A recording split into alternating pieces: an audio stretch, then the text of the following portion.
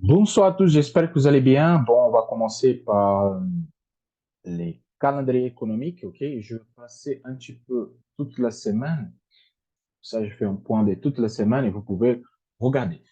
Bon, déjà, pour commencer, on a les IOF, ok? Oh, les infos climatiques. Attention, les infos climatiques pour la question de DAX, elle est très importante parce que les Allemands, ils ont fait trop d'investissements sur ce sujet-là. Donc, ça, c'est une annonce vraiment hyper importante. Après, on a le discours de la garde de la BCE, de la garde, vers 19h30. Donc, c'est possible que le marché, il commence avec une espèce de petit orange, ok, pendant toute la journée pour attendre cette annonce-là. Elle va pas mal parler cette semaine, je ne sais pas qu'est-ce que c'est qui, elle parle trop, mais bon, on verra. D'après mardi à 10h du matin, elle parle encore une fois, mais moi, je crois qu'il ne va pas avoir trop d'impact. On a les permis de construire pour les Américains déjà demain, donc ça veut dire que ça, la semaine, ça va être un petit peu chargé. Donc, d'où annonce très important pour le mardi. Confiance des consommateurs, ok, bon, c'est normal, on va prendre des mois, donc il faut faire les points sur la partie des consommations. Après, on a mercredi, pour les stocks de pétrole brut, ça vient mercredi, tout à fait normal, parce que ça a été poussé jeudi la semaine dernière à cause de trop des annonces. On a Jean Paul qui va parler le mercredi. Donc, celui-là, ça va être la division de la semaine. Okay? Donc, pour celui-là qui travaille à long terme, attendez le mercredi pour commencer à bosser parce que c'est possible que le marché va monter et descendre tout le temps pour attendre cette annonce-là. Okay? Et on a tout de suite la gars qui parle en même temps. Donc, ce moment-là, c'est pas un bon moment de trader okay, à cause de volatilité. Il y a un nouvel discours de la garde aussi. Et le jeudi, on a les discours de Geoffroy depuis le matin déjà. On a les IPC de juin. OK? Et on a les PIB trimestriels.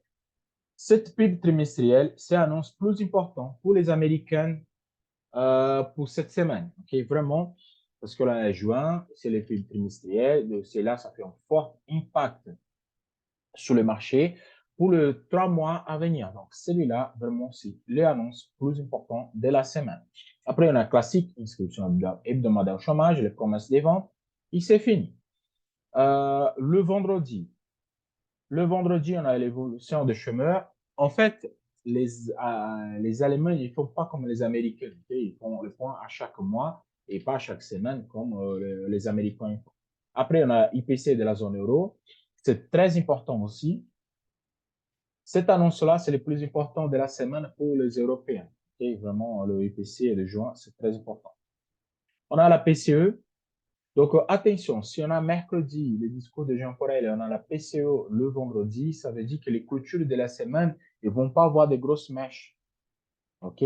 C'est des clôtures secs. Moi, je dis que c'est des marabouts qui vont former cette semaine. Parce que si le PCE est le vendredi, c'est une annonce très, très attendue par les opérateurs pour la clôture de la semaine et pour la perspective de la semaine prochaine.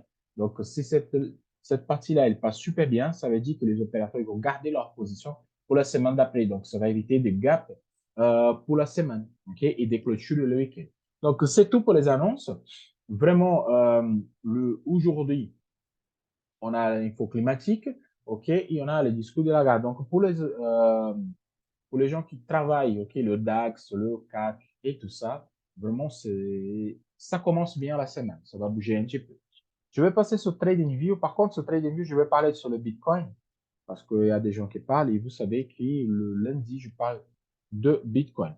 Donc, pour commencer le Bitcoin, euh, pour ceux-là qui me suivent depuis longtemps, j'ai fait toute cette étude de Bitcoin et je parlais quand le Bitcoin il était ici. Je crois que depuis novembre, je commençais à parler de Bitcoin. Attention, Bitcoin, attention, attention, on a fait février, on a fait novembre, on a fait là. OK? Et j'ai dit qu'on avait un gap. Si c'est un figure chartiste, vous venez sur les vidéos antérieures, OK, de quelques mois en arrière, vous allez voir. On avait ici un biseau descendant, figure de retournement. Et quand cette figure a été cassée, il y avait un gap. Cette chandelier ici, c'est un gap. OK? Sur les autres plateformes, là, j'utilise Oanda. Et moi, je dis que le point de bail pour le Bitcoin, c'était le 20 000 $. Ils ont été à 20 000 $. Moi, je dis, quand elle a fait cette clôture ici, je dis, c'est un bon point de bail. Pour celui-là qui connaissent mon étude de Bitcoin, j'ai pris les points plus bas. Le plus haut, j'ai coupé 50%. Ça m'est donné ici, OK, à 36 500. Après, j'ai une vidéo dans la chaîne YouTube qui parle exactement de ça. J'ai découpé en 50%, on est venu à 20 000 $. Okay? C'est la zone majeure. Et après, c'est l'étude que nous, on fait maintenant, que j'ai découpé ici, 50%, on est venu sur 28 500 $. Comme la zone, elle était plus grande, moi, je découpais encore, hop, c'était la zone des 24 et j'ai découpé encore à 26 000. Donc, toute cette zone-là, moi, je vais passer sur les vidéos et pour ceux-là qui sont attentifs au marché, vous avez bien profité de ce mouvement-là. On a acheté, hop, on a clôturé. La correction de ces 5%, on en a été ici. J'ai tout découpé sur les vidéos et regardez, ça travaille parfaitement. Maintenant, on a commencé un nouvel cycle. Moi, j'ai dit que le bail à long terme pour le Bitcoin, c'était la casse des 32 000 $. Vraiment, la casse des 32 000 $, cette ligne rose que moi j'ai mis, celui-là, c'est le top départ pour aller sur des zones supérieures. Donc, maintenant, on va envisager quoi? Comme on a cassé la zone de 30 500, OK, 30 500 $, maintenant, moi, je le vois pour cette semaine fermé à 32 450. Si on clôture supérieur à 32 000, ça veut dire que la voie est ouverte pour aller vers le 36 000. Regardez la séquence. Elle monte, corrige 5%. Elle monte, corrige 5%. Et là, il commence à faire une nouvelle vague pour corriger 5%. Si vous prenez le taille de cet mouvement et de cet mouvement, ils sont les mêmes. Parce que c'est une vague haussière. Qu'on appelle le canal de plus haut, de plus bas, de plus en plus haute et de plus haut, de plus en plus haut. Donc, si vous tracez ici, vous avez un canal. Et là, le Bitcoin, il peut travailler ce canal. Je vais faire le canal rapidement, comme ça vous voyez de quoi je parle. En fait, vous avez ça, qui est un canal ici.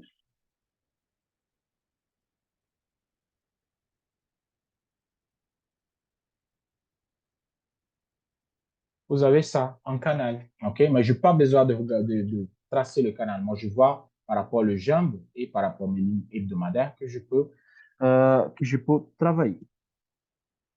Donc, pour cette semaine, vous pouvez travailler le Bitcoin en bail jusqu'à 32 000 $. Cette petite baisse, ça, c'est la mèche qui se forme sur tous les chandeliers. Vous voyez, la grosse majorité des chandeliers, ils font cette mèche.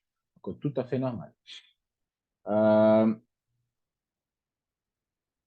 L'étude de la semaine dernière, moi, je dis qu'il y avait cette red line avec 1, 2, 3 touches et toujours, c'est toujours la même ordre, ça ne change pas. C'est mathématique le marché, OK?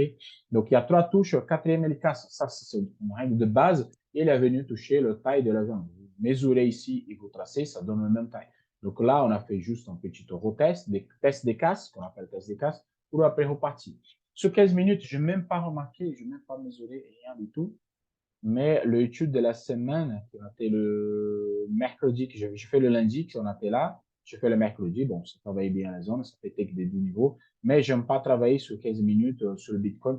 C'est trop rapide. OK? Mais si vous voulez, ici, il y a l'ouverture. Vous prenez cette base-là, canal de référence de neutre, vous projetez. Je vais le faire. Je vais essayer de le faire rapide pour ceux-là qui sont plus intéressés. Regardez, vous prenez la base baissière, hop, vous tracez ici et vous projetez. Vous faites la projection et vous avez les deux. Hop, je vais mettre deux niveaux, c'est bon.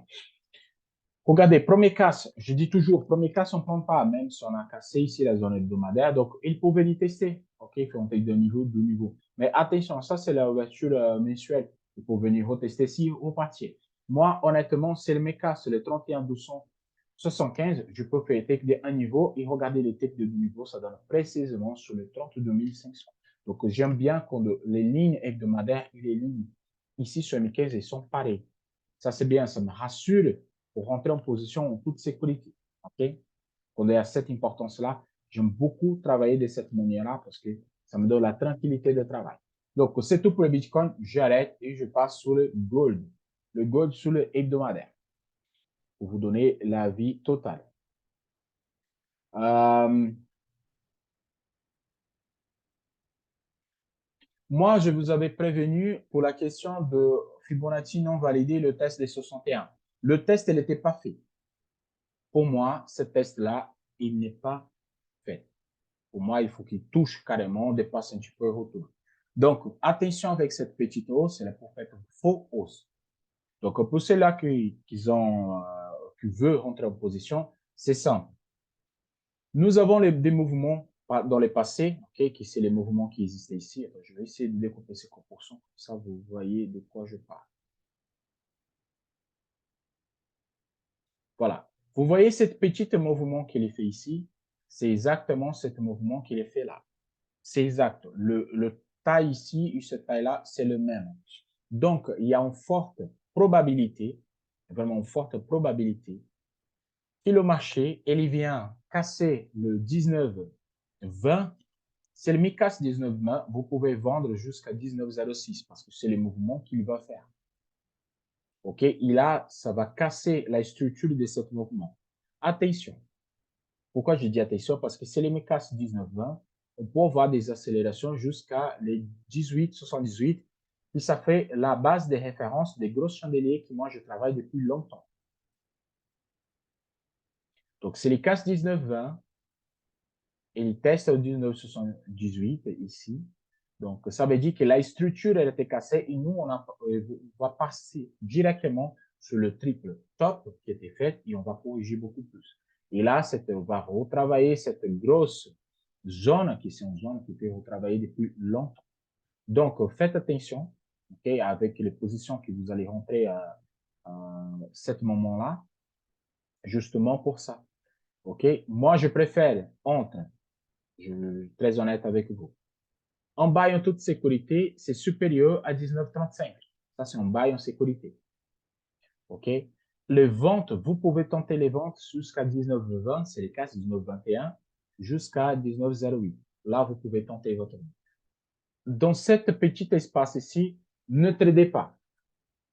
Si vous tradez sur cet espace, vous allez perdre de l'argent. Parce qu'en fait, ici, il y a une indécision de marché. Il y a une indécision de marché, vous ne pouvez pas travailler de cette manière-là. Je viens sur M15 pour vous donner ma vision que je parle. Regardez, les 19-21 que moi j'ai tracé, ça donnait exactement là. Là, le marché, il est ouvert, il est ouvert. Ma base, comme moi je viens de tracer, le marché était ouvert, je suis obligé de prendre cette zone-là. J'ai pris les plus hauts, les plus bas qui sont travaillés. J'ai fait Canada référence zone. Pourquoi je fais ici? À cause de 19-20. C'est me perdre cette zone-là de 19-20. Je fais take de 1 niveau et take de 2 niveaux et je viens sur la zone de 19,08 et ça me fait les 61 de Fibo ici. Qui sont possibles zones de retournement. Cette bail-là, je peux les faire? Oui, je peux les faire cette bail. Par contre, là maintenant, comme vous voyez, quand vous regardez les vidéos, ah, je veux rentrer au bail. Oui. Même si c'est la première casse, attendez que ça retravaille et hop, vous pouvez rentrer. Pourquoi je peux rentrer? Parce que si me fait 2 niveaux, ça veut dire qu'il vient tester le 19,35, le 19,36. Et ici, c'est la décision. S'il arrive sur 19,36 encore une fois, et vous faites Canada référence zone neutre, il perd 2 niveaux. Donc, ça veut dire qu'il touche ici. Il recasse vers le bas les 19,30, vous pouvez les vendre. Mais il faut attendre 19,35. S'il retourne 19,30, vous pouvez les vendre. Donc, c'est pour ça que j'ai dit entre 19,20 et 19,35, il ne faut pas trader. Il faut observer le marché à ce niveau-là, justement pour avoir un avis plus favorable pour rentrer en position. Donc là, c'est une zone un peu indécise. Regardez, il a touché, il a retourné, il peut toucher encore une fois, il peut retourner. Donc c'est un peu compliqué de rentrer. Par contre, c'est les cas 19,35, vous pouvez rentrer en bail parce que là, il vient retester la zone de 19,60. Maintenant, on est loin encore. Et ça, c'est plus pour mercredi. Donc, en premier temps, restez observateur sur les gold et 19,35, c'est les casse, OK, on continue. 19,20, c'est les casse, OK, on prend de l'avant. On met en terme ici, je ne trade pas. Ça, c'est mon avis. Quand je parle sur H1, rapidement sur H1, juste pour donner l'avis, pour les gens qui aiment bien, on a déjà les touches suffisantes. On a les touches suffisantes. Donc, ça veut dire que c'est les casse ici, les 50%, là, c'est 19,35 sur l'hebdomadaire, c'est ici. Donc, ça veut dire que cette baisse elle est finie, et on casse les 50 et on vient sur 19,66 qui donne la zone hebdomadaire semi-trend. Donc, cette casse ici des 19,35, c'est pour ça que je dis qu'elle est importante. Parce que cette casse ici, on casse la structure baissière qui est comme s'y formée très courte, mais on casse cette structure-là. Regardez, ça fait support, et après ça fait résistance, résistance, OK? Et la résistance. Donc, si on casse ici, la probabilité qu'on vient juste encore une fois, 19,65. C'est pour ça que cette zone-là, entre 19,35 et 19,20, il ne faut pas trader. Sur mes 15, vous voyez ça de forme précise. Regardez, 19,35, 19,66 qui c'est la structure supérieure. Et quand on casse ici, on casse cette structure. OK? Donc, c'est ça qu'il faut observer pour ce début de semaine. Le DAX.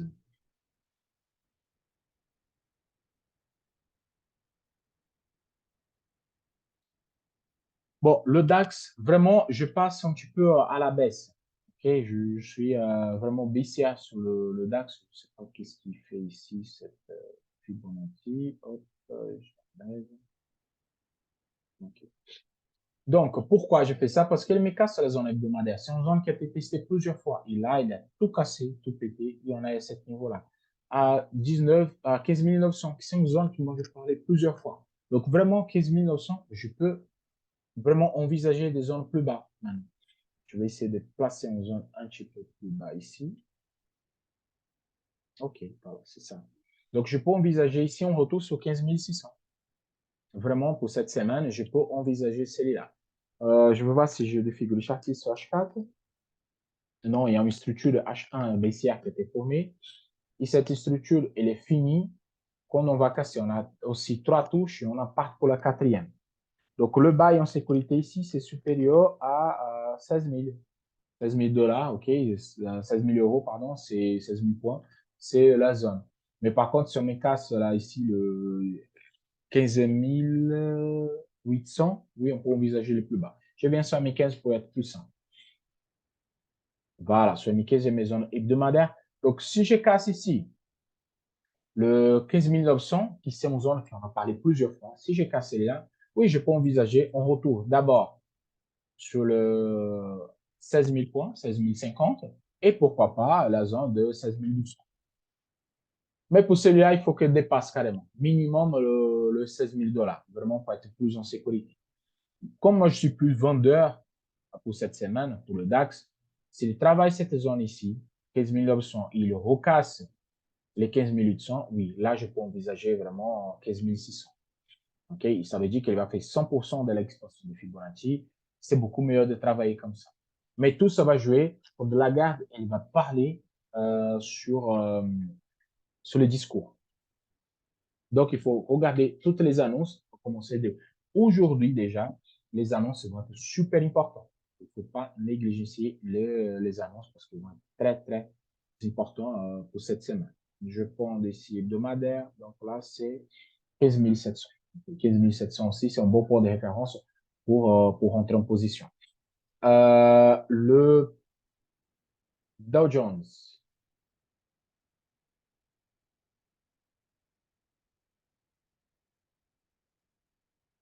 OK. L'équipe, le Dow Jones, c'est la même situation de DAX. Quand elle casse cette zone-là, qui est une zone de 33 800, je vois que ça monte déjà tout de suite.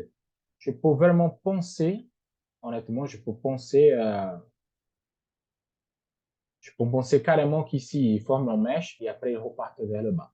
Tout ça va jouer conforme. Moi, je vois la session d'après. Attends, je vais vous passer un niveau ici plus bas.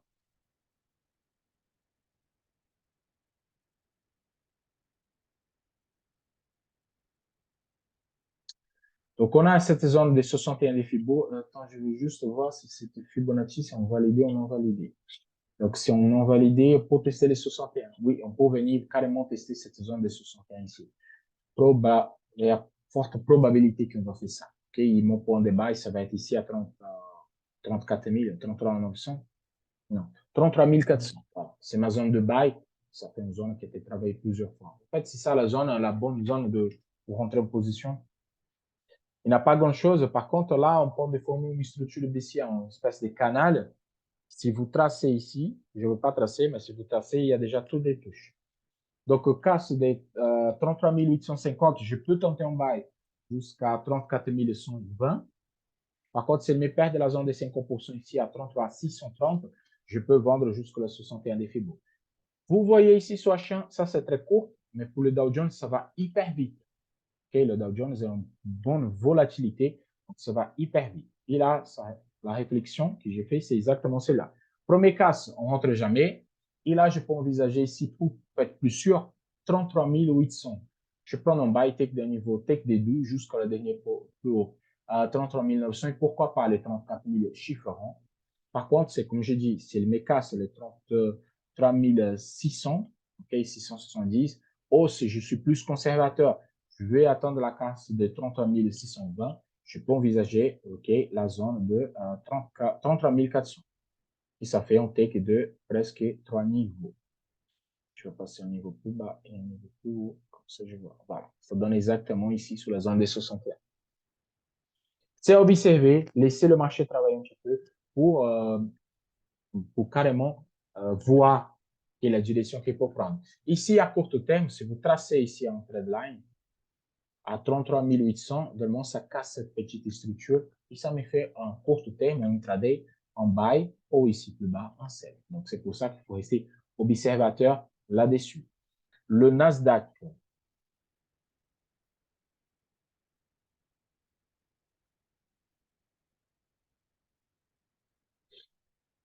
Le Nasdaq, mes amis, vraiment, c'est hausse, hausse, et je pense pas faire aucune vente, surtout qu'on a cassé ici les 14 800. Et on a travaillé depuis un bon moment. OK? Mais là, mon problème, c'est 10%. Le 10% de la correction totale, c'est lui qui m'embête.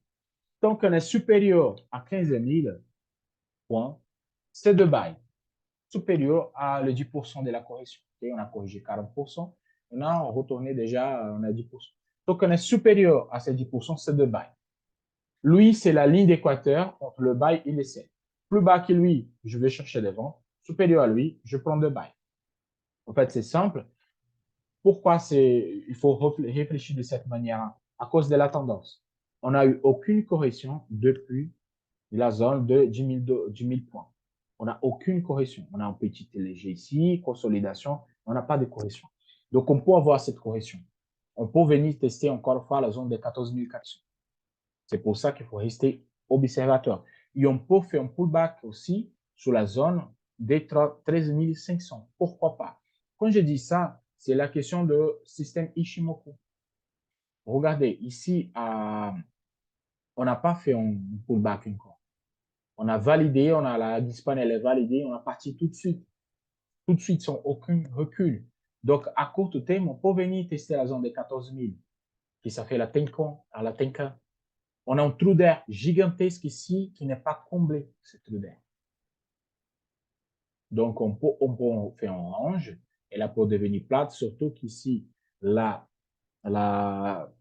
Kijun, elle commence à devenir plate. La Tenkan, elle a commencé à consolider un petit peu. Donc, attention. Vraiment, il faut faire attention parce que le Nasdaq, il faut venir tester, faire un test des casses parce qu'il n'a pas fait encore. Il monte, il ne s'arrête jamais. OK? Donc, restez attentif avec le Nasdaq, surtout sur cette zone des 10% que je parle. Sur l'H4. Sur l'H4, c'est un peu un bordel. Pourquoi? Ici, j'ai une structure qui était cassée par un chandelier d'indécision. Ça veut dire que le chandelier d'indécision qui casse, il n'a pas une grosse validation. Okay? En fait, ça ne valide pas du tout. Mais c'est une structure que je peux voir. Bon, celle-là, je vais même enlever déjà. Elle ne me sert à rien. Et sur H1, j'ai une structure qui a été testée et n'est pas cassée. Donc, je fais les touches, je fais un casse, tester la zone de 10% et on corrige. Mais on garde supérieur à trade line. Donc, c'est ça qui me fait, ça me donne envie de voir un petit peu un range sur le Nasdaq sur cette zone-là. Entre 14 700 et la zone de 15 000, 15 050. Donc, je peux travailler cette zone, c'est une zone de range. Donc, c'est pour ça que je dis, à 10%, on fait des ventes inférieures et 14 700, je peux faire des buys. Donc, cette zone-là, je vais rester entre buy et sell. OK? Buy et sell entre ces deux zones-là. Je fais ici un canal de référence zone neutre. Et pourquoi le vendredi, je n'ai pas placé là. Ça, c'est important. Il faut toujours tracer l'AOPR. Pour ceux-là qui travaillent, qui aiment bien, l'AOPR, elle est nécessaire pour vous donner la direction de la journée.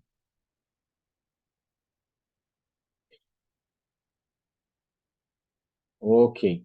Donc, vous voyez, l'AOPR, elle est importante parce qu'elle n'était pas cassée le vendredi. Elle a été travaillée le plus bas, hop, on a cassé plus haut, on a plus baqué, et on n'a pas progressé. En fait, c'est une journée qui était, voilà, était baissière au niveau général, mais à partir de l'ouverture du marché, elle était un petit peu neutre et il n'a pas fait de gros mouvements. Donc, le Nasdaq, c'est simple. Supérieur à 14 950, je peux tenter un buy jusqu'à le 10%, okay, à 15 050. Par contre, si elle me casse ici la zone de 14 800, bah, je vais mettre 875, je peux envisager ici la zone de 14 720. Donc, je suis au milieu de la zone. En milieu de la zone, c'est beaucoup plus simple de travailler parce que je peux faire des buys, je peux faire des sells. Si j'ai encore des doutes pour les zones, il n'y a pas de souci. Je travaille le rayon, okay? Je trace de haut vers le bas, je coupe 50% ici. Et regardez. Donc, c'est pour ça que je dis 50% ici de 14 875, je peux vendre jusqu'au plus bas. Donc, ça veut dire que là, on corrige vraiment les 50% étaient cassés. Et si on est supérieur, ça veut dire qu'on vient tester le 10%. Donc, c'est pour ça que les zones hebdomadaires, ils sont bien pour vous donner une ordre en direction donnée où vous pouvez travailler, où vous pouvez trader. OK? Donc, si vous prouvez cette 50% ici, vous voyez, c'est les cases. On peut vendre, c'est le passe, c'est le fait des bails. Donc, c'est les zones qui vont travailler. Donc, c'est M15, il faut beaucoup venir beaucoup plus en arrière pour voir, OK, la direction que les 50%, ils sont toujours tracés. Regardez, 50%, elle est là. Et vous voyez, ça fait une belle zone de travail. Donc, c'est pour ça qu'il faut rester attentif à un mouvement hebdomadaire. Okay? Donc, c'est tout pour aujourd'hui. Je vous souhaite à tous une excellente soirée. Désolé, les vidéos sont un petit peu plus longues le dimanche. C'est juste pour expliquer la totalité. Demain soir, il y a des vidéos. Mercredi, il n'y a pas. Mais par contre, le jeudi soir, oui, il va y avoir une nouvelle. Okay? Je souhaite à tous une excellente semaine de trading. On se voit demain soir pour de nouvelles aventures. À la prochaine. Ciao, ciao.